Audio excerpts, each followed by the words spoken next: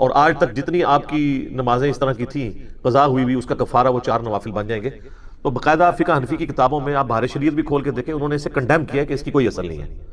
یہ الگ بات ہے کہ وہ کہتے ہیں کہ اس کی اصل نہیں ہے، لیکن اصل جو قضائے عمری ان کے نزدیک یہ ہے کہ بالغ ہونے سے لے کر نمازیں شروع کرنے تک، یعنی توبہ کرنے تک، اس دوران جتنی بھی آپ کی نمازیں 5 سال کی، 10 سال یا 20، 25، 30، 40 سال کی بھی چھوٹی ہیں، وہ ایک ایک کر کے ان کے سب کے فرائض آپ کو ادا کرنے ہوں گے۔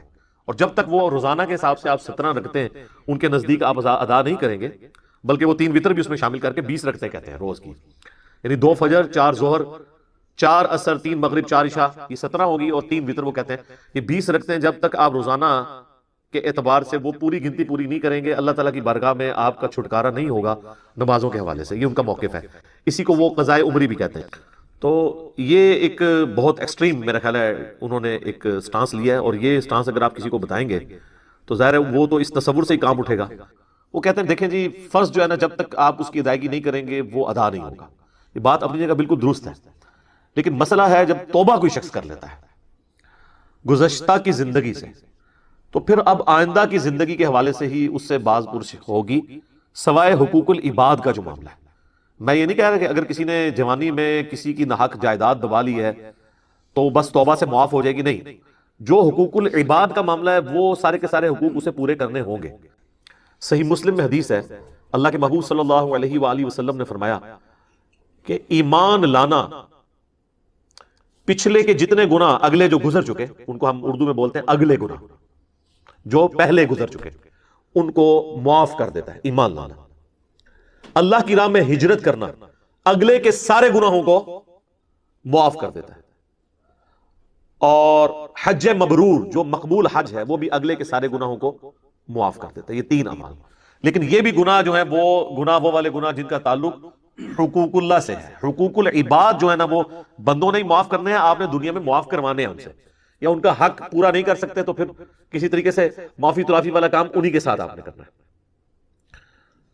اب نمازیں بھی چونکہ حقوق اللہ میں آتی ہیں، اس کی قضاء عمری کا معاملہ یہی ہے کہ جو شخص توبہ کر لیتا ہے بس آئندہ سے اب نمازیں جو اس کی رہ جائیں نا وہ ساتھ ساتھ اپنی پوری کرے، ان کی نماز جو قضا ہے یا فوت شدہ نمازیں وہ ساتھ ساتھ ادا کرنا ضروری ہوگی۔ اور اس میں ایک اور بڑی خطرناک چیز تو یہ ہے کہ سورہ الروم میں اللہ تعالیٰ نے فرمایا منیبین الیہ، رجوع لاؤ اللہ کی طرف، وَأَقِيمُوا الصَّلَاةَ، اور نماز کو قائم رکھنا، وَلَا تَكُونُوا مِنَ الْمُشْرِكِينَ، اور مشرکوں میں نہ ہو جانا۔ نماز چھوڑنے والا تو اللہ کے نزدیک عملاً مشرک ہے۔ اسی کو سپورٹو 246 نمبر حدیث ہے انٹرنیشنل نمبرنگ کے مطابق صحیح مسلم میں کتاب الایمان چیپٹر میں، کہ بندے کے کفر اور ایمان، شرک اور ایمان کے درمیان فرق نماز ہے۔ تو جو نماز بالکل پڑھ ہی نہیں رہا تھا تو وہ پاکستان کے شناختی کارڈ میں تو مسلمان تھا، اللہ کے حضور تو ویسے ہی کافر تھا۔ تو جب وہ پیسے ہی کافر تھا، کلمہ پڑھ کے مسلمان ہوا ہے، تو بس وہ پھر اس غیر مسلم کی طرح ہی ہے جو آج مسلمان ہوا ہے، تو آپ اس سے قضائے عمری نہیں کروائیں گے۔ اور مزے کی بات ہے حنفی یہ کہتے ہیں کہ 60 سال کا اگر کوئی کافر مسلمان ہونا وہ قضائے عمری نہیں کرے گا۔ 60 سال کا اگر مسلمان ہو جائے، یعنی نمازیں شروع کر دے، تو وہ اپنی بالغ ہونے یعنی 14 یا 15 سال کی عمر سے لے کے 60 سال تک کی جو عمر کی نمازیں ہیں وہ اپنی قضا کرے گا، اس لیے کہ وہ مسلمان تھا۔ سر وہ آپ کے کاغذوں میں مسلمان تھا نا، اللہ کے حضور مسلمان کہاں سے تھا؟ جامعہ ترمذی میں حدیث ہے، عبداللہ بن شقیق تابعی کہتے ہیں کہ صحابہ کرام نماز چھوڑنے کے علاوہ کسی گناہ کو کفر شمار نہیں کرتے تھے، تارک الصلاۃ کو وہ کافر سمجھتے تھے۔ ابھی چھوٹی بات ہے۔ تو اگر حنفیوں کا زیادہ مسئلہ ہے تو وہ یہی سمجھ رہے ہیں کہ اب یہ مسلمان ہوا ہے تو خدا کے لیے اب اسے نمازیں پڑھنے تھے، پھر ساتھ ساتھ جو نمازیں وہ پوری کرے گا۔ باقی اللہ تعالیٰ نے آٹومیٹکلی آپ کے لیے ایک قضاء عمری اس حوالے سے معاملہ رکھ دیا کہ جو آپ نفلی عبادات کرتے ہیں، جو ہماری فرض نمازوں کے ساتھ جڑی ہوئی نفلی عبادات ہیں، جو اگرچہ نماز کا حصہ نہیں ہے، اگر کوئی چھوڑ دے گناہگار نہیں ہوگا، لیکن ان کا ایک فائدہ ہے سنت موقدہ کا، کہ سنن ابی داؤد میں حدیث ہے کہ نبی صلی اللہ علیہ وآلہ وسلم نے فرمایا قیامت والے دن جب کسی شخص کے فرائض میں کوتاہی نکلے گی تو اللہ تعالیٰ فرمائے گا میرے بندے کی نفلی عبادتیں تولو اور انہیں فرض کے بدلے تول لو، اور فرض کی کمی اس سے پوری کر دی جائے۔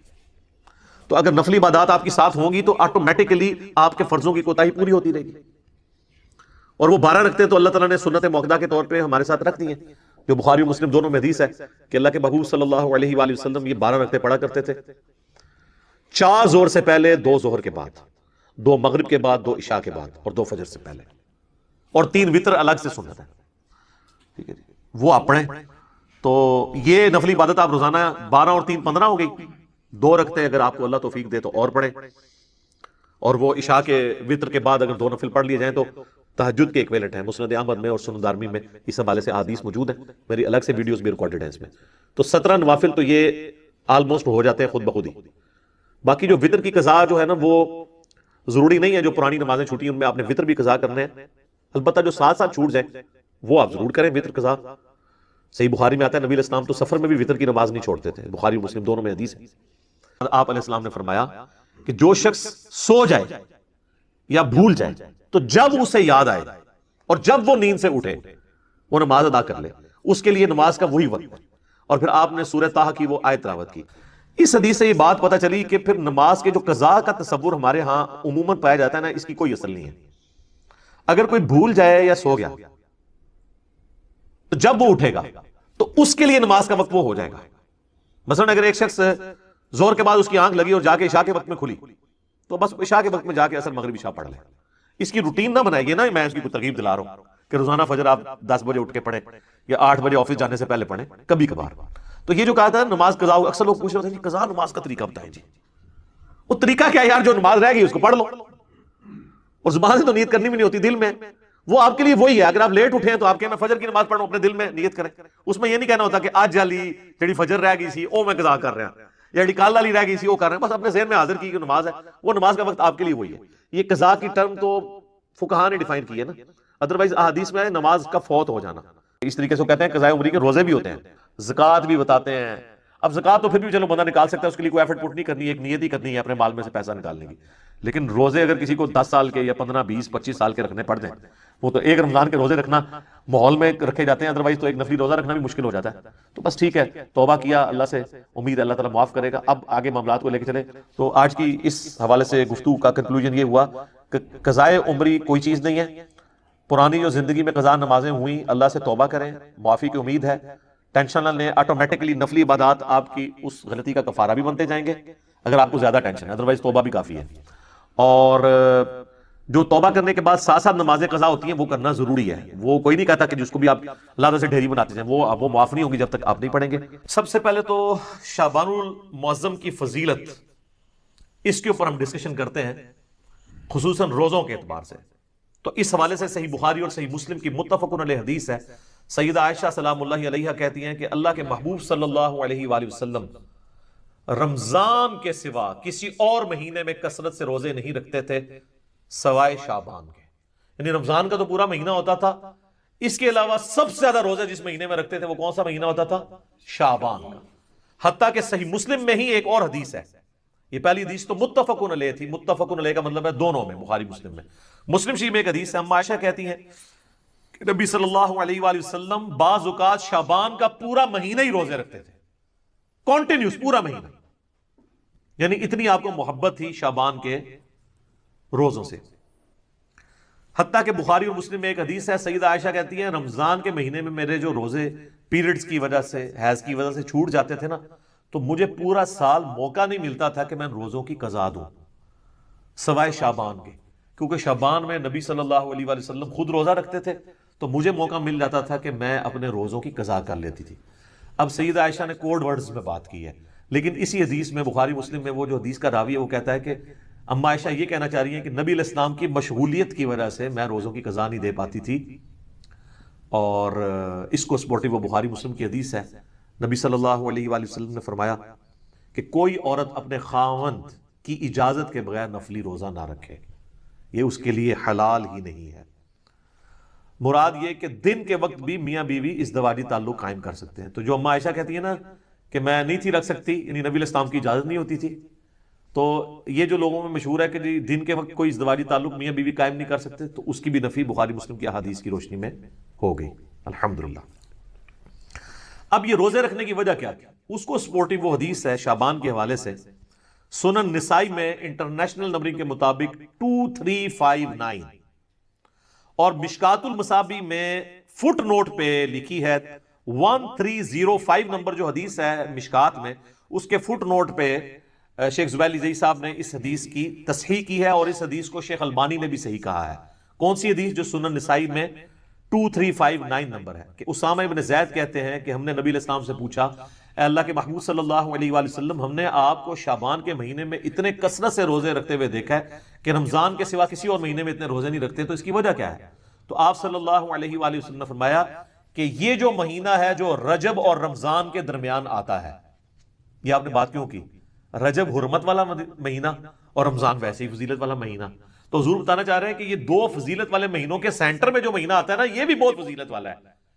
یہ جو مہینہ رجب اور رمضان کے درمیان آتا ہے، لوگوں کی اکثریت اس کی عظمت سے غافل ہے، جبکہ یہ ایسا مہینہ ہے کہ جس میں نامہ اعمال اللہ کے حضور پیش ہوتے ہیں، اور میری خواہش ہے کہ جب میرا نامہ اعمال پیش ہو رہا ہو تو میں روزے کی حالت میں ہوں۔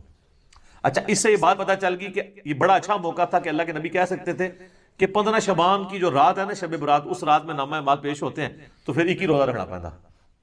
آپ پورا مہینہ رکھ رہے ہیں، کسی بھی وقت پیشی ہو سکتی ہے، یہ بھی اس بات کو سپورٹیو ہے، یہ والی حدیث۔ اچھا، یہ جو نامہ اعمال پیش ہوتے ہیں نا، تو صحیح مسلم میں اور جامعہ ترمذی میں حدیث ہے، نبی علیہ السلام نے فرمایا کہ ہر پیر اور ہر جمعرات کو بھی نامہ اعمال اللہ کے حضور پیش ہوتے ہیں۔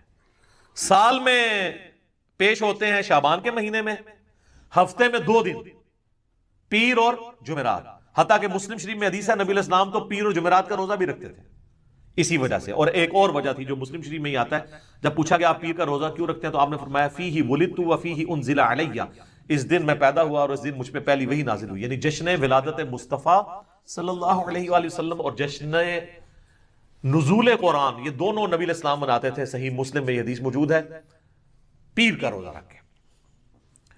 تو یہ ہفتے میں 2 دن نامہ اعمال، کون کون سے دن؟ پیر اور جمعرات۔ اچھا، روزانہ بھی نامہ اعمال پیش ہوتے ہیں سر؟ بخاری مسلم دونوں میں حدیث ہے، وہ بڑی مشہور حدیث کہ فجر کے وقت فرشتے آتے ہیں، وہ عصر کے وقت واپس چلے جاتے ہیں، اور عصر والے فجر کے وقت۔ اللہ پوچھتا ہے میرے بندوں کے حال میں پایا، تو کہتے ہیں جب گئے تھے فجر پڑھ رہے تھے تو آئے تھے تو عصر پڑھ رہے تھے۔ دوسرے کہتے ہیں جب گئے تھے تو عصر پڑھ رہے تھے تو آئے تھے تو فجر پڑھ رہے تھے۔ تو روزانہ بھی 2 دفعہ نامہ اعمال پیش ہوتے ہیں، لہٰذا ان چیزوں کو مکس نہیں کرنا چاہیے۔ میں ساتھ ساتھ کلیریفائی کر رہا ہوں، آپ دیکھیں آپ کتنے اہم ہیں۔ پوری کی پوری جو مخلوقات ہیں وہ انسان کی خدمت میں لگی ہوئی ہیں۔ فرشتے بھی یہی کام کر رہے ہیں کہ اللہ کو رپورٹ کر رہے ہیں کہ تیرا فلاں بندہ یہ کر رہا ہے، یہ کر رہا ہے۔ یعنی یہ ساری کی ساری انسانیت اللہ تعالیٰ کی یعنی کریشن کا کلائمیکس ہے۔ لقد خلقنا الانسان فی احسن تقویم، اللہ تعالیٰ نے اس کو بہترین تقویم کے اوپر پیدا کیا ہے، الحمدللہ۔ اچھا میرے بھائیو، شعبان المعظم سمیت باقی سارے مہینوں میں 11 روزے تو اللہ کے نبی علیہ السلام ان حدیث کے تحت رکھ لیتے تھے۔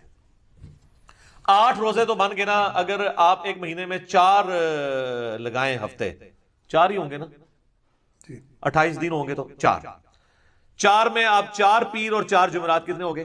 8، اور 3 روزے ایام 20 کے، جب چاند گول ہو جاتا ہے، 13، 14 اور 15 چاند کے، ایام 20 کا روزہ اسے کہتے ہیں جب خوب روشن ہو، یعنی اس کو روشنی کے لیے لفظ 20 کا لفظ استعمال ہوتا ہے۔ عربی میں کہیں گے تو بعد ہے، بیض بنے گا، اور اردو میں ایام 20، تو وہ 13، 14، 15 اس کو سپورٹیو حدیث ہے، بخاری مسلم دونوں میں ہے۔ سیدنا ابو ہریرہ کہتے ہیں مجھے نبی صلی اللہ علیہ وآلہ وسلم نے وصیت کی تھی 3 کاموں کی، نمبر 1 مہینے میں 3 روزے، نمبر 2 روزانہ اشراق کی نماز، اسی کو چاش بھی کہتے ہیں، اسی کو دوحہ بھی کہتے ہیں، اسی کو اوابین بھی کہتے ہیں۔ یہ جو مغرب والی اوابین ہے نا، یہ بابوں کی ہے، تو پھر ہم کیوں نہ عرض کریں کہ مرنے سے پہلے اے مسلمان کر لے اس پہ غور، کتابوں کا خدا اور ہے، بابوں کا خدا اور۔ مسلم شریف میں اوابین کی نماز چاشت اور اشراق کی نماز کو کہا گیا، توبہ کرنے والوں کی نماز۔ تو 3 کاموں کی نصیحت کی، نمبر 1 3 روزے مہینے میں، نمبر 2 اشراق کی نماز یا چاش کی نماز یا دوحہ کی نماز یا اوابین کی نماز روزانہ 2 نفل، اور تیسرا سونے سے پہلے وتر۔ ویسے افضل تو آخری پہر میں ہے، لیکن جو آخری پہر میں نہ اٹھ سکتا اس کے لیے افضل ہے رات کو سونے سے پہلے وتر پڑھ لیں۔ صحیح مسلم میں حدیث ہے، ام عائشہ کہتی ہے کہ نبی علیہ السلام کم از کم مہینے میں 3 روزے ضرور رکھا کرتے تھے، اور بعض اوقات اس چیز کی بھی پرواہ نہیں کرتے تھے کہ وہ دن کون سے ہیں۔ یعنی عمومی عمل تو 13، 14، 15 کا تھا، اس کے علاوہ بھی آپ 3 کی گنتی آپ نے پوری کرنی ہوتی تھی اگر کبھی رہ بھی جائے، لیکن عمومی عمل وہی تھا۔ اس کو سپورٹیو حدیث سنن نسائی میں ابن عباس رضی اللہ تعالیٰ عنہ کہتے ہیں کہ نبی علیہ السلام سفر میں بھی اور حضر میں بھی ایام 20، 13، 14، 15 کے روزہ نہیں چھوڑتے تھے، یعنی آپ علیہ السلام کو ان روزوں سے اتنی محبت تھی۔ اور بخاری اور مسلم دونوں میں حدیث ہے کہ مہینے میں 3 روزے رکھنے والا، یہ ایام 20 کے، خواہ وہ 13، 14، 15 کو رکھ لیے جائیں یا کبھی کسی بھی وقت رکھ لیے جائیں، یہ بھی آسانی دے دی ہے. پورے مہینے میں کبھی 3 کی گنتی، چاہے کٹھی پوری کریں، الگ کر کے پوری کریں. بخاری مسلم کے الفاظ ہیں جو یہ 3 روزے رکھ لے گا وہ گویا ایسا ہے کہ اس نے ہمیشہ کے روزے رکھے. سبحان اللہ. لیکن مشکل ہے یہ کام بھی. 36 روزے یہ بھی بن جاتے ہیں سال کے. تو آڑے سے سان کام دس دینے. تو صحیح مسلم میں، جامعہ ترمذی میں، سنن ابی داؤد میں، سنن نسائی میں، سنن ابن ماجہ میں، 5 کتابوں میں. یہ جو 6 پڑھی ہیں نا، مشکات میں بھی آ گیا، وہ تو اسی کے نوٹس ہیں نا.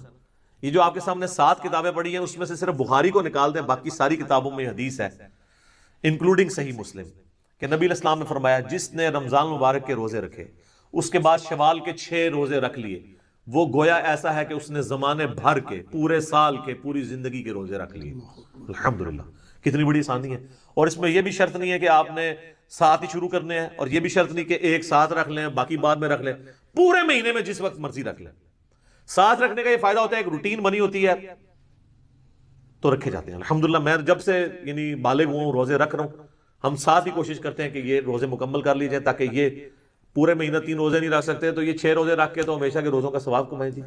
اچھا یہ بعض لوگ پریشان ہوتے ہیں کہ یار مشقت کم ہو رہی ہے، ثواب زیادہ، یہ کیسے پاسبل ہے؟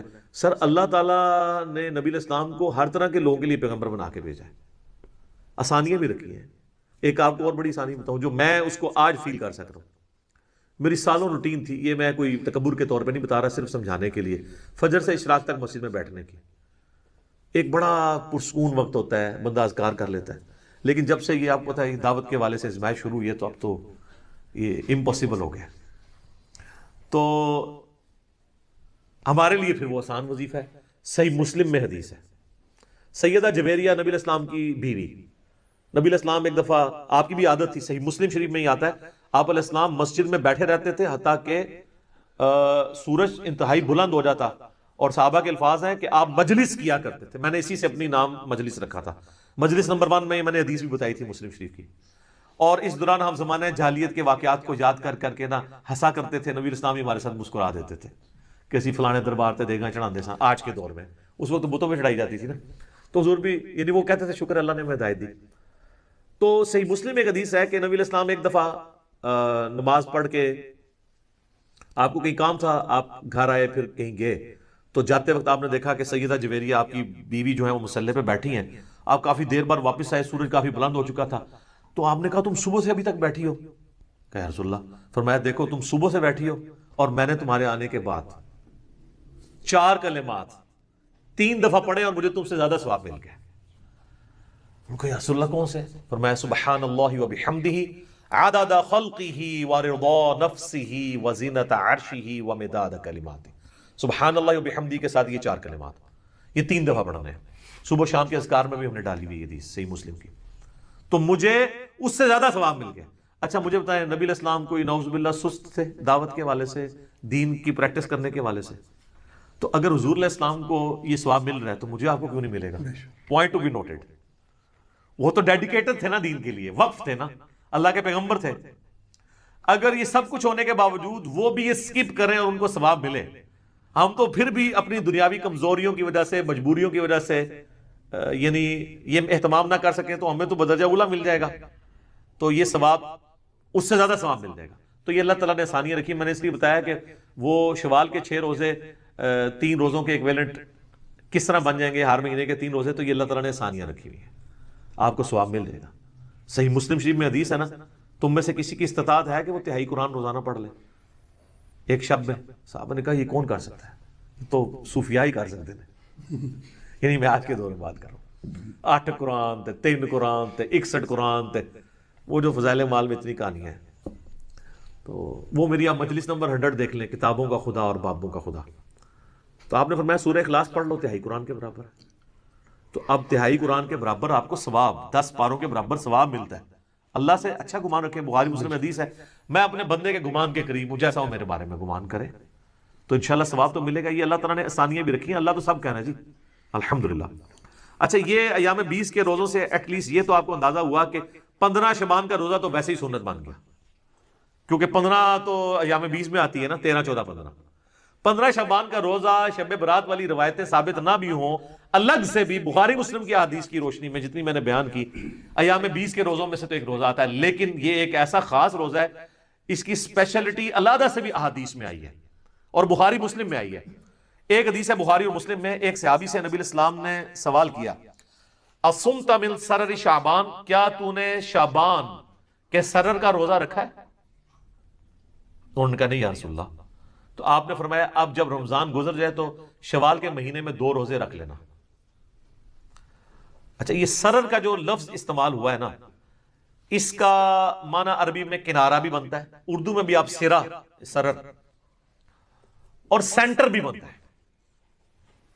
اس حدیث میں کلیئر نہیں کہ نبی علیہ السلام کس روزے کی بات کر رہے تھے، پہلے عشرے کا آخری روزہ یا آخری عشرے کا آخری روزہ یا درمیانے کا آخری روزہ یا درمیان والا روزہ، کون سا روزہ؟ اس کو سپورٹنگ ایک حدیث ہے صحیح مسلم میں 2745 انٹرنیشنل نمبر کے مطابق، اس میں الفاظ ہیں کہ سرتی ھذا الشہر، اس مہینے شعبان کے جو سرہ کا، سرہ کسے کہتے ہیں عربی میں؟ ناف کو، نیور وہ نا، فوق السرہ اور تحت السرہ، ناف کے نیچے ناف کے اوپر. اللہ سرہ نہیں ہے، فوق ہے، فوق اینو کہتے ہیں، اللہ ہوتا ہے ایگزیکٹ، اپون اینڈ بلو، نٹ آن. تو یہ بھی آلموسٹ سینٹر آف گریوٹی بن رہا ہوتا ہے جسم کا سینٹر. تو ناف کا، شعبان کے ناف کا روزہ رکھا ہے. تو اچھا، یہ لفظ جو ہے نا وہ کھوکھلی چیز کے لیے بھی استعمال ہوتا ہے، اس لیے سینٹر کے لیے بھی استعمال ہوتا ہے. تو وہ جو کسی ایک چیز کو اندر سے ہالو کیا جائے وہ بھی سینٹر بن رہا ہوتا ہے. تو اس سے 15 شعبان کا روزہ ہی ثابت ہوتا ہے. اور اس میں میرا تفرد نہیں ہے، اہل سنت میں ایک بہت بڑا ایک مکتب فکر جو اہل حدیث سے نکلا ہے، جماعت المسلمین والے، وہ تو اس روزے کو واجب کہتے ہیں. ہم اسے واجب نہیں سمجھتے، سنت ہے. وہ کہتے ہیں وہ جو نبی اسلام نے کہا تھا اگر چھوٹ کے تو 2 رکھنا، تو ہم کہتے ہیں وہ تو خاص لوگوں کے لیے آپ نے فرما دیا، امت کے لیے عام نہیں فرمایا، امت کے لیے نہیں، ان کے لیے. وہ تو نابینے کو بھی بخاری مسلم میں آتا ہے، آپ نے کہا تھا اذان کی آواز آتی ہے مسجد، نماز مسجد میں ہی پڑھنی ہے. ہمارے لیے حدیثیں ہیں کہ خوف، بارش، کرونا جو بھی ہو اجازت ہے. ہمارے لیے ذرا آسانی ہے، ڈیفرنٹ ہے. تو دوسری طرف جو لوگ ہیں نا 15 شعبان کے روزے کے مخالف، وہ کہتے ہیں کہ جی یہ دیکھیں نا جی، یہ وہ ایام 20 کا روزہ آپ 15 کا رکھتے تھے، 15 شعبان کا نہیں رکھتے. چلو سر آپ 15 شعبان کی نیت نہ کریں، ایام 20 کی کر لیں. کہتے ہیں اس لیے اس کے ایکویلنٹ 2 رکھوائے جا رہے ہیں. تو سر 3 کے ایکویلنٹ 2 نہ رکھوائے جاتے ہیں، ایام 20 تو 3 ہے. تو آپ کہتے ہیں کہ 3 روزے رکھو شوال میں، ایک کے بدلے 2 رکھوائے پلنٹی کے طور پہ. تو 15 شعبان کے روزے کی بات، ویسے تو آپ رکھیں 13 14 15 تینوں، لیکن ایٹ لیسٹ 15 کا تو رکھیں. ہماری تو کوشش ہوتی ہے کہ رکھا جائے، روزہ رکھا جائے، ثواب اس کی فضیلت حاصل کی جائے، نبی الاسلام کا پسندیدہ ہے. اب میرے بھائیوں، ایک اور حدیث جو جامعہ ترمذی میں اور سنن ابن ماجہ میں موجود ہے کہ نبی الاسلام فرمایا کہ جب شعبان کا نصف گزر جائے تو پھر کسی کے لیے جائز نہیں کہ وہ روزہ رکھے. اس کی حکمت کیا ہے؟ کہ رمضان کو پروٹوکول دینا ہے، فرض روزوں کو. اس حدیث سے بھی پتہ چلا کہ وہ جو سرے کا روزہ تھا نا، سرر شعبان، وہ آخری عشرہ تو نہیں بنتا، کیونکہ 15 کے بعد تو آپ اجازت نہیں دے رہے روزہ رکھنے کی، 15 تک اجازت ہے. تو پھر سرا 15 بن گیا، کیونکہ اگلے 15 میں تو اجازت ہی نہیں ہے. البتہ ایک ایکسیپشن ہے، بخاری مسلم میں حدیث ہے، نبی اسلام فرمایا کوئی شخص شعبان کے آخری 2 دن رمضان سے 1-2 دن پہلے روزہ نہ رکھے، سوائے اس شخص کے جو پورا شعبان ہی روزے رکھ رہا ہو، اس کو اجازت ہے کہ وہ رکھ سکتا ہے. باقیوں کے لیے 15 آخری روزہ ہے، 15 کے بعد روزہ نہیں رکھ سکتے.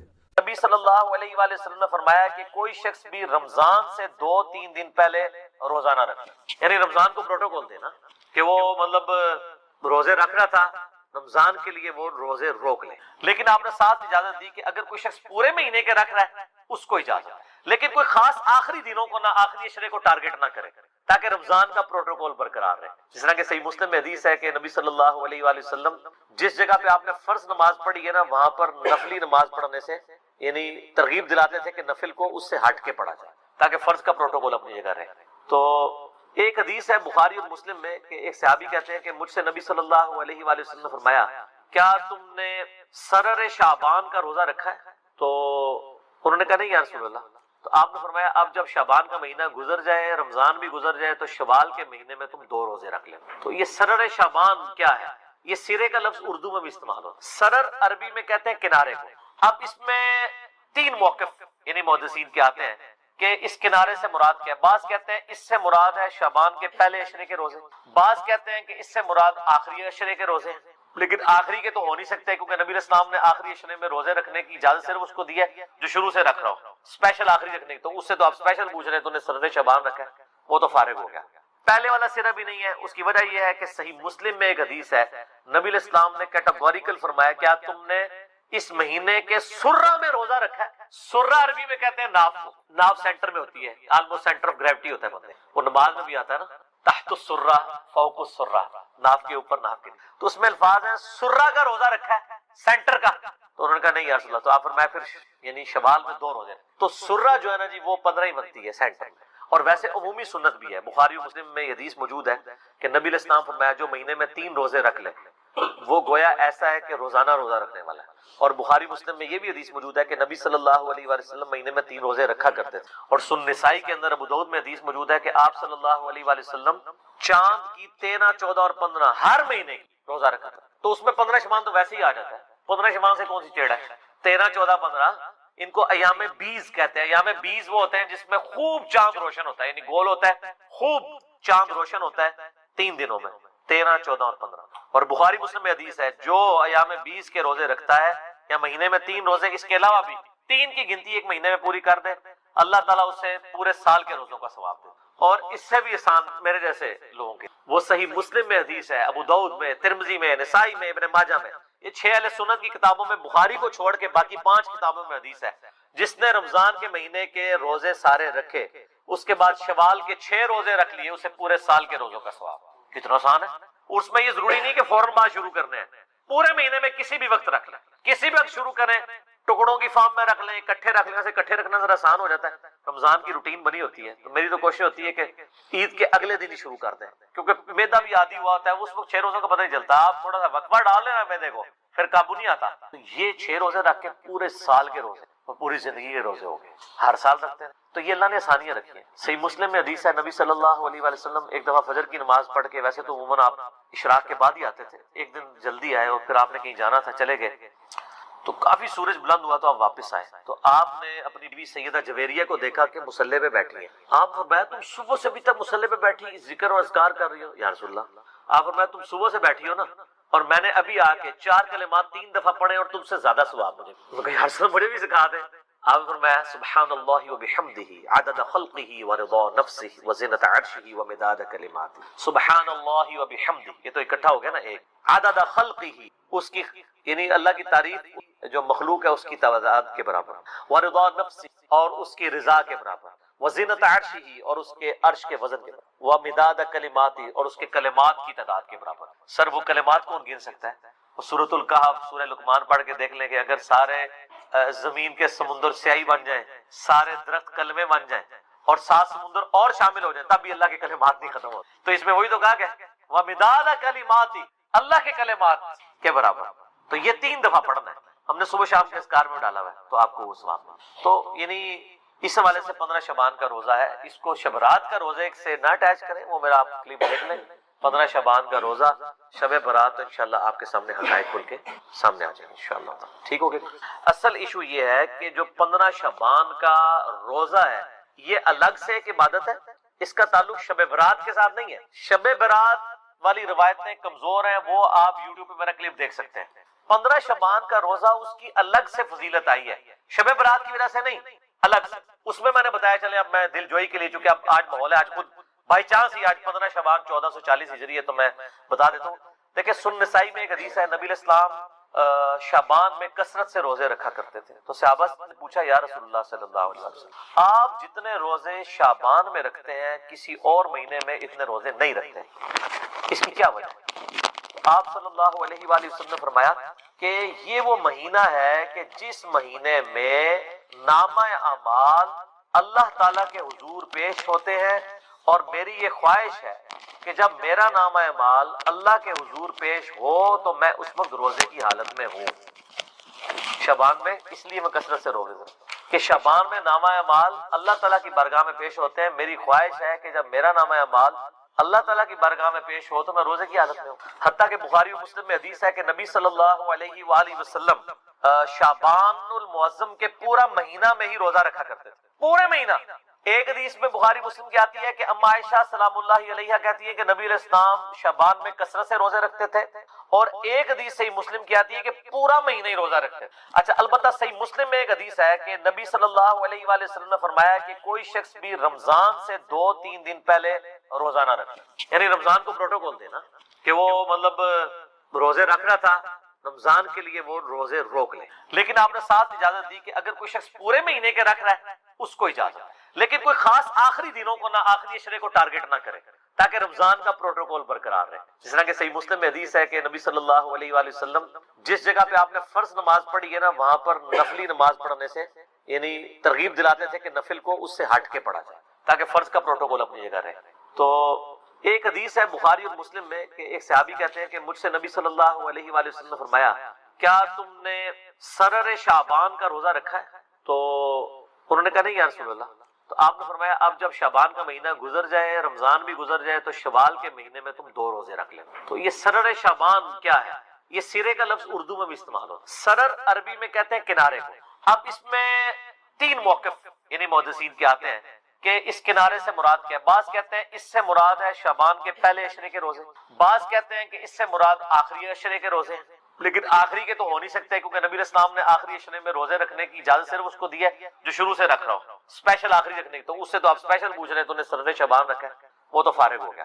پہلے والا سرا بھی نہیں ہے، اس کی وجہ یہ ہے کہ صحیح مسلم میں ایک حدیث ہے نبی علیہ السلام نے کیٹیگوریکل فرمایا کیا تم نے اس مہینے کے سرہ میں روزہ رکھا ہے؟ سرہ عربی میں کہتے ہیں ناف کو، ناف سینٹر میں ہوتی ہے، آلموسٹ سینٹر آف گریوٹی ہوتا ہے بندے، وہ نماز میں بھی آتا ہے نا، تحت السرہ فوق السرہ، ناف کے اوپر ناف کے، تو اس میں الفاظ ہیں سرہ کا روزہ رکھا ہے سینٹر کا، تو انہوں نے کہا نہیں یا رسول اللہ، تو آپ فرمایا پھر یعنی شوال میں 2 روزے، تو سرہ جو ہے نا جی وہ 15 ہی بنتی ہے سینٹر میں، اور ویسے عمومی سنت بھی ہے، بخاری و مسلم میں یہ حدیث موجود ہے کہ نبی علیہ السلام فرمایا جو مہینے میں 3 روزے رکھ لے وہ گویا ایسا ہے کہ روزانہ روزہ رکھنے والا ہے۔ اور بخاری مسلم میں یہ بھی حدیث موجود ہے کہ نبی صلی اللہ علیہ وآلہ وسلم مہینے میں 3 روزے رکھا کرتے تھے، اور سنن نسائی کے اندر ابو داؤد میں حدیث موجود ہے کہ آپ صلی اللہ علیہ وآلہ وسلم چاند کی 13، 14 اور 15 ہر مہینے کی روزہ رکھا تھا، تو اس میں 15 شعبان تو ویسے ہی آ جاتا ہے، 15 شعبان سے کون سی چیڑ ہے؟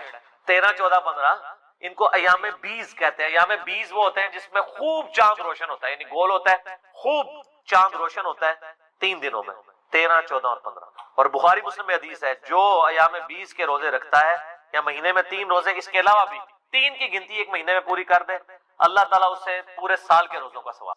بخاری اور صحیح مسلم کی متفق علیہ حدیث ہے، سیدہ عائشہ سلام اللہ علیہا کہتی ہیں کہ اللہ کے محبوب صلی اللہ علیہ وآلہ وسلم رمضان کے سوا کسی اور مہینے میں کثرت سے روزے نہیں رکھتے تھے سوائے شعبان، یعنی رمضان کا تو پورا مہینہ ہوتا تھا، اس کے علاوہ سب سے زیادہ روزے جس مہینے میں رکھتے تھے وہ کون سا مہینہ ہوتا تھا؟ شعبان۔ حتیٰ کہ صحیح مسلم میں ہی ایک اور حدیث ہے، اما عائشہ کہتی ہیں نبی صلی اللہ علیہ وآلہ وسلم بعض اوقات شعبان کا پورا مہینہ ہی روزے رکھتے، کنٹینیوس پورا مہینہ، یعنی اتنی آپ کو محبت تھی شعبان کے روزوں سے۔ حتیٰ کہ بخاری اور مسلم میں ایک حدیث ہے، سیدہ عائشہ کہتی ہیں رمضان کے مہینے میں میرے جو روزے پیریڈز کی وجہ سے، حیض کی وجہ سے چھوٹ جاتے تھے نا، تو مجھے پورا سال موقع نہیں ملتا تھا کہ میں روزوں کی قضا دوں سوائے شعبان، کیونکہ شعبان میں نبی صلی اللہ علیہ وآلہ وسلم خود روزہ رکھتے تھے، تو مجھے موقع مل جاتا تھا کہ میں اپنے روزوں کی قضا کر لیتا۔ اب سیدہ عائشہ نے کوڈ ورڈز میں بات کی، لیکن اسی حدیث میں بخاری مسلم میں وہ جو حدیث کا راوی ہے وہ کہتا ہے کہ اما عائشہ یہ کہنا چاہ رہی ہیں کہ نبی علیہ السلام کی مشغولیت کی وجہ سے میں روزوں کی قضا نہیں دے پاتی تھی، اور اس کو سپورٹیو بخاری مسلم کی حدیث ہے، نبی صلی اللہ علیہ وآلہ وسلم نے فرمایا کہ کوئی عورت اپنے خاوند کی اجازت کے بغیر نفلی روزہ نہ رکھے، یہ اس کے لیے حلال ہے۔ مراد یہ کہ دن کے وقت بھی میاں بیوی ازدواجی تعلق قائم کر سکتے ہیں، تو جو اما عائشہ کہتی ہے نا کہ میں نہیں تھی رکھ سکتی، یعنی نبی علیہ السلام کی اجازت نہیں ہوتی تھی، تو یہ جو لوگوں میں مشہور ہے کہ دن کے وقت کوئی ازدواجی تعلق میاں بیوی قائم نہیں کر سکتے، اس کی بھی نفی بخاری مسلم کی احادیث کی روشنی میں ہو گئی الحمدللہ۔ اب یہ روزے رکھنے کی وجہ کیا ہے؟ اس کو سپورٹیو حدیث ہے شعبان کے حوالے سے، سنن نسائی میں انٹرنیشنل نمبر کے مطابق 2359 اسامہ ابن زید کہتے ہیں کہ ہم نے نبی علیہ السلام سے پوچھا اے اللہ کے محبوب صلی اللہ علیہ وآلہ وسلم، ہم نے آپ کو شعبان کے مہینے میں اتنے کثرت سے روزے رکھتے ہوئے دیکھا ہے کہ رمضان کے سوا کسی اور مہینے میں اتنے روزے نہیں رکھتے، تو اس کی وجہ کیا ہے؟ تو آپ صلی اللہ علیہ وآلہ وسلم نے فرمایا کہ یہ جو مہینہ ہے جو رجب اور رمضان کے درمیان آتا ہے، یہ آپ نے بات کیوں کی؟ رجب حرمت والا مہینہ اور رمضان ویسی فضیلت والا مہینہ، تو حضور بتانا چاہ رہے ہیں کہ یہ 2 فضیلت والے مہینوں کے سینٹر میں جو مہینہ آتا ہے نا، یہ بھی بہت فضیلت والا ہے۔ یہ جو مہینہ رجب اور رمضان کے درمیان آتا ہے، لوگوں کی اکثریت اس کی عظمت سے غافل ہے، جبکہ یہ ایسا مہینہ ہے کہ جس میں نامہ اعمال اللہ کے حضور پیش ہوتے ہیں، اور میری خواہش ہے کہ جب میرا نامہ اعمال پیش ہو رہا ہو تو میں روزے کی حالت. اچھا، اس سے بات پتہ چل گئی کہ یہ بڑا اچھا موقع تھا کہ اللہ کے نبی کہہ سکتے تھے کہ 15 شعبان کی جو رات ہے نا، شب برات، اس رات میں نامہ اعمال پیش ہوتے ہیں تو پھر ایک ہی روزہ رکھنا پڑا. آپ پورا مہینہ رکھ رہے ہیں، کسی بھی وقت پیش ہی ہو سکتی. یہ بھی اس بات کو سپورٹو ہے، یہ والی حدیث. اچھا، یہ جو نامہ اعمال پیش ہوتے ہیں نا، تو صحیح مسلم میں اور جامعہ ترمذی میں حدیث ہے، نبی علیہ السلام نے فرمایا کہ ہر پیر اور ہر جمعرات کو بھی نامہ اعمال اللہ کے حضور پیش ہوتے ہیں. سال میں پیش ہوتے ہیں شعبان کے مہینے میں، ہفتے میں 2 دن، پیر اور جمعرات. حتیٰ کہ مسلم شریف میں حدیث ہے نبی علیہ السلام تو پیر اور جمعرات کا روزہ بھی رکھتے ہیں اسی وجہ سے. اور ایک اور وجہ تھی جو مسلم شریف میں ہی آتا ہے، جب پوچھا گیا آپ پیر کا روزہ کیوں رکھتے ہیں تو آپ نے فرمایا فیہ ولدت و فیہ انزل علیہ، اس دن میں پیدا ہوا اور اس دن مجھ پہ پہلی وحی نازل ہوئی. یعنی جشن ولادت مصطفیٰ صلی اللہ علیہ وآلہ وسلم اور جشن نزول قرآن، یہ دونوں نبی علیہ السلام مناتے تھے. صحیح مسلم میں یہ حدیث موجود ہے، پیر کا روزہ. تو یہ ہفتے میں 2 دن نامہ اعمال، کون کون سے دن؟ پیر اور اچھا روزانہ بھی نامہ اعمال پیش. بخاری مسلم دونوں میں حدیث ہے، بڑی مشہور حدیث کہ فجر کے وقت فرشتے آتے ہیں، وہ عصر کے وقت واپس چلے جاتے ہیں، اور عصر والے فجر کے وقت. اللہ پوچھتا ہے میرے بندوں کو کس حال میں پایا؟ تو کہتے ہیں جب گئے تھے فجر پڑھ رہے تھے تو آئے تھے تو عصر پڑھ رہے تھے. دوسرے کہتے ہیں جب گئے تھے تو عصر پڑھ رہے تھے تو آئے تھے تو فجر پڑھ رہے تھے. تو روزانہ بھی 2 دفعہ نامہ اعمال پیش ہوتے ہیں. لہٰذا ان چیزوں کو مکس نہیں کرنا چاہیے. میں ساتھ ساتھ کلیریفائی کر رہا ہوں. آپ دیکھیں آپ کتنے اہم ہیں. پوری کی پوری جو مخلوقات ہیں وہ انسان کی خدمت میں لگی ہوئی ہیں. فرشتے بھی یہی کام کر رہے ہیں کہ اللہ کو رپورٹ کر رہے ہیں کہ تیرا فلاں بندہ یہ کر رہا ہے، یہ کر رہا ہے. یعنی یہ ساری کی ساری انسانیت اللہ تعالیٰ کی یعنی کریشن کا کلائمیکس. لقد خلقنا الانسان فی احسن تقویم، اللہ تعالیٰ نے اس کو بہترین تقویم کے اوپر پیدا کیا الحمدللہ. تو آٹھ سے کام رہا. صحیح مسلم میں، جامعہ ترمذی میں، سنن ابی داؤد میں، سنن نسائی میں، سنن ابن ماجہ میں، 5 کتابوں میں. یہ جو 6 پڑھی ہیں نا، مشکات میں بھی آ گیا، وہ تو اسی کے نوٹس ہیں نا. یہ جو آپ کے سامنے 7 کتابیں پڑھی ہیں اس میں سے صرف بخاری کو نکال دیں، باقی ساری کتابوں میں حدیث ہے انکلوڈنگ صحیح مسلم کہ نبی علیہ السلام نے فرمایا جس نے رمضان مبارک کے روزے رکھے اس کے بعد شوال کے 6 روزے رکھ لیے، وہ گویا ایسا ہے کہ اس نے زمانے بھر کے پورے سال کے پورے روزے رکھ لیے. الحمدللہ، کتنی بڑی آسانی ہے. اور اس میں یہ بھی شرط نہیں ہے کہ آپ نے ساتھ ہی شروع کرنے ہیں، اور یہ بھی شرط نہیں کہ ایک ساتھ رکھ لیں باقی بعد میں رکھ لیں. پورے مہینے میں جس وقت مرضی رکھ لیں. ساتھ رکھنے کا یہ فائدہ ہوتا ہے کہ روٹین بنی ہوتی ہے تو رکھے جاتے ہیں. الحمدللہ میں جب سے یعنی بالغ ہوں روزے رکھ رہا ہوں. ہم ساتھ ہی کوشش کرتے ہیں کہ یہ روزے مکمل کر لیجیے تاکہ یہ پورے مہینہ 3 روزے نہیں رکھ سکتے تو یہ 6 روزے رکھ کے تو ہمیشہ کے روزوں کا ثواب کمائیں گے. اچھا، یہ بعض لوگ پریشان ہوتے ہیں کہ یار مشقت کم ہو رہی ہے، ثواب زیادہ، یہ کیسے پاسبل ہے؟ سر، اللہ تعالیٰ نے نبی علیہ السلام کو ہر طرح کے لوگوں کے لیے پیغمبر بنا کے بھیجا، آسانی بھی رکھی. ایک آپ کو اور بڑی آسانی بتاؤں جو میں اس کو آج فیل کر سکتا. میری سالوں روٹین تھی، یہ میں کوئی تکبر کے طور پر نہیں بتا رہا، صرف سمجھانے کے لیے. فجر سے اشراق تک مسجد میں بیٹھ ایک بڑا پرسکون وقت ہوتا ہے، بندہ اذکار کر لیتا ہے. لیکن جب سے یہ آپ کو پتہ ہے دعوت کے والے سے ازمائش شروع ہوئی ہے تو اب تو یہ امپاسبل ہو گیا. تو ہمارے لیے وہ آسان وظیفہ ہے. صحیح مسلم میں حدیث سیدہ جویریہ نبی علیہ السلام کی بیوی، نبی علیہ السلام ایک دفعہ، آپ کی بھی عادت تھی، صحیح مسلم شریف میں ہی آتا ہے، آپ علیہ السلام مسجد میں بیٹھے رہتے تھے حتیٰ کہ سورج انتہائی بلند ہو جاتا، اور صحابہ کے الفاظ ہیں کہ آپ مجلس کیا کرتے. میں نے اسی سے اپنی نام مجلس رکھا تھا. مجلس نمبر 1 میں نے حدیث بتائی تھی. اور اس دوران ہم زمانے جاہلیت کے واقعات کو یاد کر کر کے نا ہنسا کرتے تھے. نبی اسلام ہمارے ساتھ مسکرا دیتے کہ اسی فلانے دربار پہ دیگا چڑھا دے. آج کے اس وقت بتوں پہ چڑھائی جاتی تھی تو حضور بھی یعنی وہ کہتے تھے شکر اللہ نے ہمیں ہدایت دی. تو صحیح مسلم ایک حدیث ہے کہ نبی اسلام ایک دفعہ نماز پڑھ کے آپ کو کہیں کام تھا، آپ گھر آئے پھر کہیں گئے تو جاتے وقت آپ نے دیکھا کہ سیدہ جویریہ آپ کی بیوی جو ہے وہ مصلی پہ بیٹھی ہیں. آپ کافی دیر بعد واپس آئے، سورج کافی بلند ہو چکا تھا. تو آپ نے کہا تم صبح سے ابھی تک بیٹھی ہو؟ کہ یا رسول اللہ، تو میں دیکھو تم صبح سے بیٹھی ہو اور میں نے تمہارے آنے کے بعد 4 کلمات 3 دفعہ پڑھے اور مجھے تم سے زیادہ ثواب ملا. کہ یا رسول اللہ کون سے؟ اور میں سبحان اللہ و بحمدہ عدد خلقہ ورضا نفسہ وزنۃ عرشہ ومداد کلمہ. سبحان اللہ و بحمدہ کے ساتھ یہ 4 کلمات یہ 3 دفعہ پڑھنے صبح شام کے اذکار میں بھی ہم نے ڈالی ہے صحیح مسلم. تو مجھے اس سے زیادہ ثواب ملا. اچھا مجھے بتائیں، نبی علیہ السلام کوئی نعوذ باللہ سست سے دعوت کے حوالے سے، دین کی پریکٹس کرنے کے حوالے سے، تو اگر حضور علیہ السلام کو یہ ثواب مل رہا ہے تو مجھے آپ کو پوائنٹ ٹو بی نوٹ. وہ تو ڈیڈیکیٹڈ تھے نا دین کے لیے، وقت تھے نا، اللہ کے پیغمبر تھے. اگر یہ سب کچھ ہونے کے باوجود وہ بھی یہ اسکپ کریں اور ان کو ثواب ملے، ہم تو پھر بھی اپنی دنیاوی کمزوریوں کی وجہ سے، مجبوریوں کی وجہ سے یعنی یہ اہتمام نہ کر سکیں تو ہمیں تو بدرجہ اولی مل جائے گا. تو یہ ثواب اس سے زیادہ ثواب ملے. تو یہ اللہ تعالیٰ نے آسانیاں رکھی. میں نے اس لیے بتایا کہ وہ شوال کے 6 روزے 3 روزوں کے ایکویلنٹ کس طرح بن جائیں گے ہر مہینے کے 3 روزے. تو یہ اللہ تعالیٰ نے آسانیاں رکھی، آپ کو ثواب مل جائے. صحیح مسلم شریف میں حدیث ہے نا، تم میں سے کسی کی استطاعت ہے کہ وہ تہائی قرآن روزانہ پڑھ لے. ایک شب صاحب نے کہا یہ کون کر سکتا؟ تو صوفیائی کا یعنی میں آج کے دور میں بات. تو اب تہائی قرآن کے برابر آپ کو ثواب 10 پاروں کے برابر ثواب ملتا ہے. اللہ سے اچھا گمان رکھے. بخاری مسلم حدیث ہے میں اپنے بندے کے گمان کے قریب ہوں جیسا وہ میرے بارے میں گمان کرے تو انشاءاللہ ثواب تو ملے گا. یہ اللہ تعالیٰ نے آسانیاں بھی رکھی ہیں. اللہ تو سب کہہ رہے ہیں الحمدللہ. ایک حدیث ہے بخاری اور مسلم میں، ایک صحابی سے نبی علیہ السلام نے سوال کیا اصمت من سرر شعبان، کیا تو نے شعبان کے سرر کا روزہ رکھا ہے؟ تو انہوں نے کہا نہیں یا رسول اللہ. تو آپ نے فرمایا اب جب رمضان گزر جائے تو شوال کے مہینے میں 2 روزے رکھ.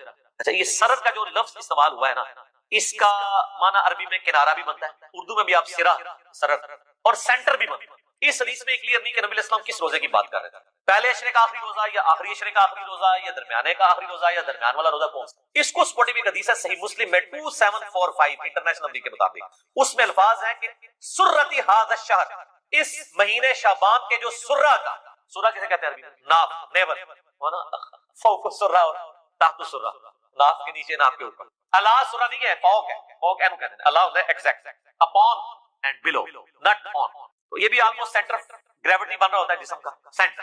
تو ناف کا، شعبان کے ناف کا روزہ رکھا ہے، تو اچھا یہ لفظ جو ہے نا وہ کھوکھلی چیز کے لیے بھی استعمال ہوتا ہے، اس لیے سینٹر کے لیے بھی استعمال ہوتا ہے، تو وہ جو کسی ایک چیز کو اندر سے ہالو کیا جائے وہ بھی سینٹر بن رہا ہے، تو اس سے 15 شعبان کا روزہ ہی ثابت ہوتا ہے، اور اس میں میرا تفرد نہیں ہے، اہل سنت میں ایک بہت بڑا ایک مکتب فکر جو اہل حدیث سے نکلا ہے، جماعت المسلمین والے، وہ تو اس روزے کو واجب کہتے ہیں، ہم اسے واجب نہیں سمجھتے، سنت ہے، وہ کہتے ہیں وہ جو نبی اسلام نے کہا تھا اگر چھوٹ کے تو 2 رکھنا، تو ہم کہتے ہیں وہ تو خاص لوگوں کے لیے آپ نے فرما دیا، امت کے لیے عام نہیں فرمایا، امت کے لیے نہیں ان کے لیے، وہ تو نبی نے کو بھی بخاری مسلم میں آتا ہے، آپ نے کہا تھا اذان کی آواز آتی ہے مسجد میں پڑھنی ہے، ہمارے لیے حدیثیں ہیں کہ خوف، بارش، کرونا جو بھی ہو اجازت ہے، ہمارے لیے ذرا آسانی ہے ڈفرنٹ۔ تو دوسری طرف جو لوگ ہیں نا 15 شعبان کے روزے کے مخالف، وہ کہتے ہیں کہ یہ دیکھیں نا جی، یہ وہ ایام 20 کا روزہ 15 کا رکھتے تھے، 15 شعبان کا رکھتے تھے، چلو سر آپ 15 شعبان کی نیت نہ کریں، ایام 20 کی کر لیں، کہتے ہیں اس لیے اس کے ایکویلنٹ 2 رکھوائے جا رہے ہیں، تو سر 3 کے ایکویلنٹ 2 نہ رکھوائے جاتے ہیں، ایام 20 تو 3 ہے، تو آپ کہتے ہیں کہ 3 روزے رکھو شوال، ایک کے بدلے 2 رکھوائے پلنٹی کے طور پر،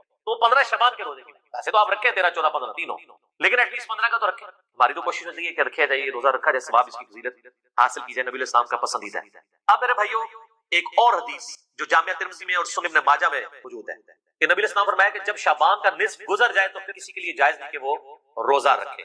اس کی حکمت کیا ہے کہ رمضان کو پروٹوکول دینا فرض۔ اس حدیث سے بھی پتہ چلا کہ وہ جو سرے کا روزہ تھا نا، سرر شعبان، وہ آخری عشرہ تو نہیں بنتا، کیونکہ 15 کے بعد تو آپ اجازت نہیں دے رہے روزہ رکھنے کی، 15 تک اجازت ہے، تو پھر صرف 15 من، کیونکہ اگلے 15 میں تو اجازت نہیں ہے۔ البتہ ایک ایکسیپشن ہے، بخاری مسلم میں حدیث ہے، نبی علیہ السلام فرمایا کوئی شخص شعبان کے آخری 2 دن رمضان سے 1-2 دن پہلے روزہ نہ رکھے، سوائے اس شخص کے جو پورا شعبان ہی روزے رکھا ہو، اس کو اجازت ہے کہ وہ رکھ سکتا ہے، باقیوں کے لیے 15 آخری روزہ۔ اب آج میرے بھائیوں جو شب برات کی فضیلت کے حوالے سے بات کی جاتی ہے، ایک جو فضیلت بیان کی جاتی ہے بعد میں حدیث بیان کرتا ہوں، اس میں ایک چیز تو جنرل ہے، بخاری مسلم میں وہ روزانہ فضیلت ہے، نہ اس میں شب قدر نہ شب برات۔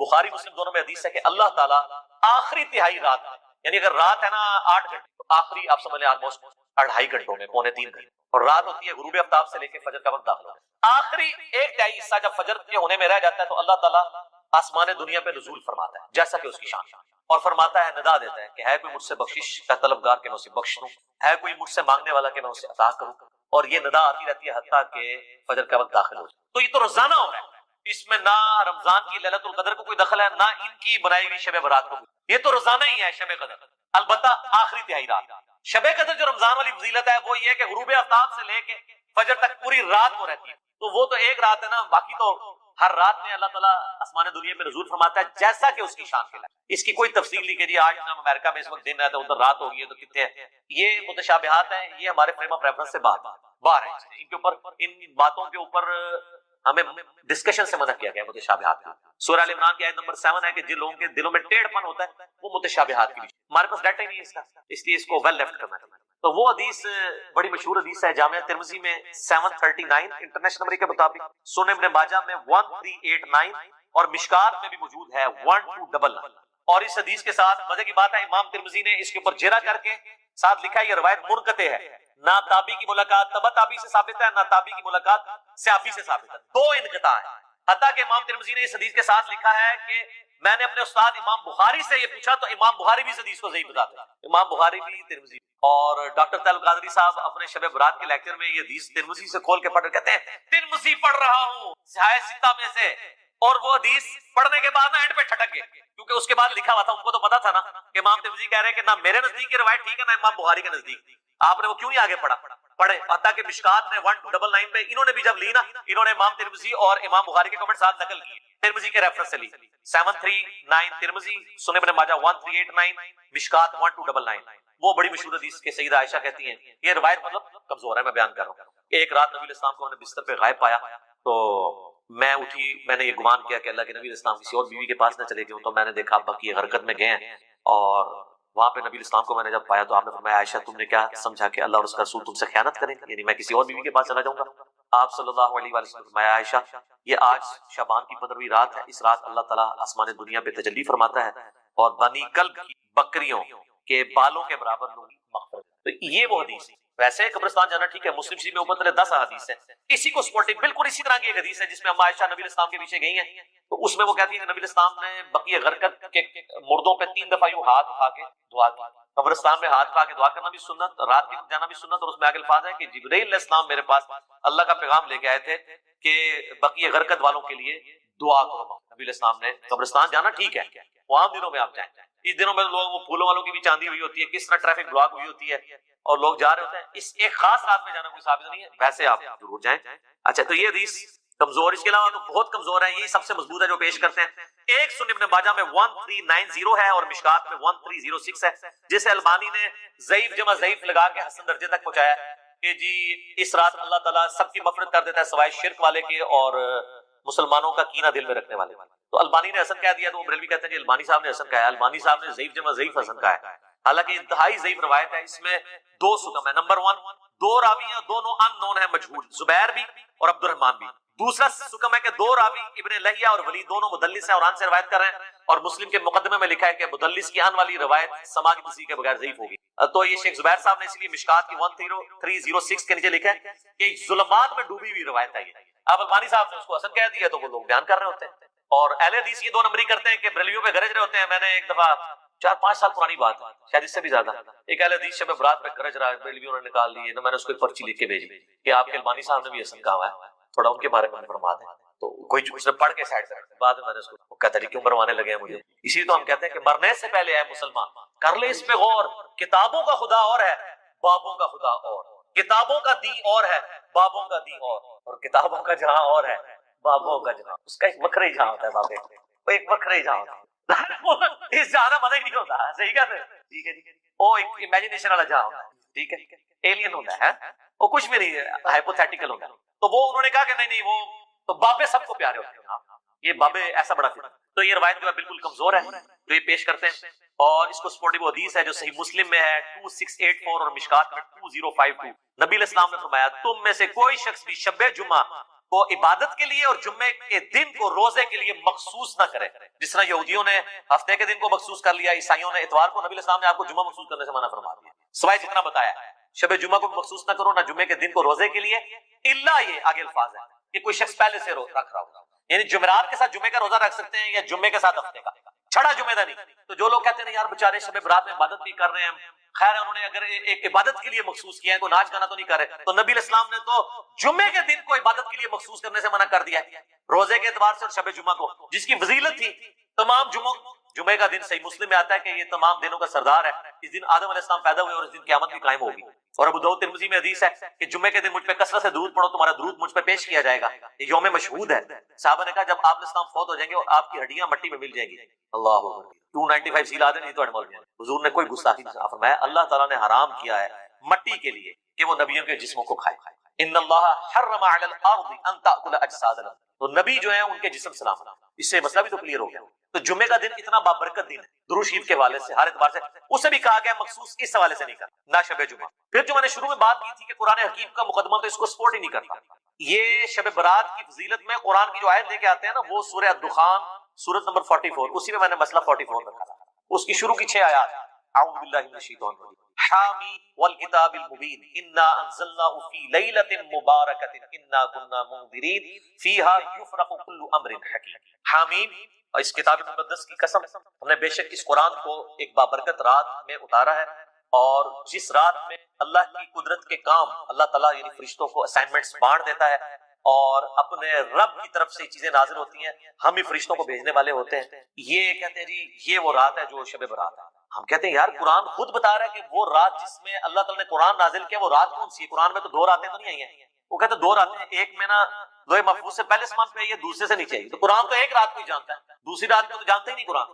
جس طرح اللہ تعالیٰ سورہ یونس میں کہتا ہے کہ اللہ کے علم میں تو کوئی اور الہ نہیں ہے سوائے میرے، مراد ہے کہ ہے ہی کوئی نہیں ہے، یہ نہیں ہے کہ اللہ کے علم میں نہیں کوئی ہے، اللہ کہتا ہے تو میں کہتا ہوں قرآن تو نہیں جانتا، قرآن تو آپ کو یہ کہتا ہے کہ وہ رات کس مہینے میں ہے یہ بھی بتاتا ہے، سورۃ البقرہ آیت نمبر 185، شہر رمضان الذی انزل فیہ القرآن، انزل فیہ القرآن ھدی للناس وبینات من الہدی والفرقان، رمضان کا مہینہ وہ ہے جس میں قرآن نازل ہوا جو سراپا ہدایت ہے، جس میں ہدایت کے روشن دلائل ہیں، اور یہ حق اور باطل میں تمیز کرنے کی کتاب ہے۔ بلکہ صحیح بخاری میں تو ہے محمد فرق بین الناس، محمد صلی اللہ